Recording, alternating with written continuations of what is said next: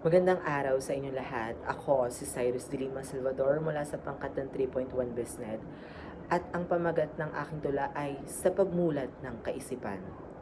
Sa bayan kong magulo at hilapil, kalayaan ay bulag, pag-asa'y napipigil, sinilangan natin, ngayon ay inalipin, sa kamay ng dayuhan ang atin ay inangkin. Ngayon, tayo ay malaya, sakit ay nandito pa rin.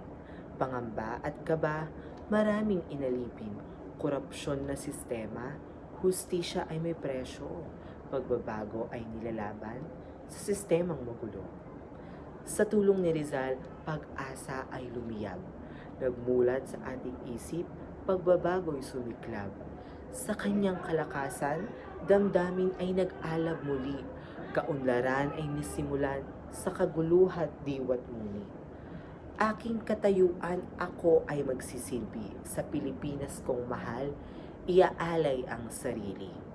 Sa katotohanan at tama, puso ay gigisingin, pag-asa'y sasambitin sa kilos kong taimtim. Panahon ngayon ay maraming maling balita. Huwag agad maniwala, mga madla. Pahalagahan natin at bigyan ng dangal upang ang bayan ay hindi mapapagal. Muli ako si Cyrus de Lima Salvador mula sa pangkat ng 3.1 BESNED.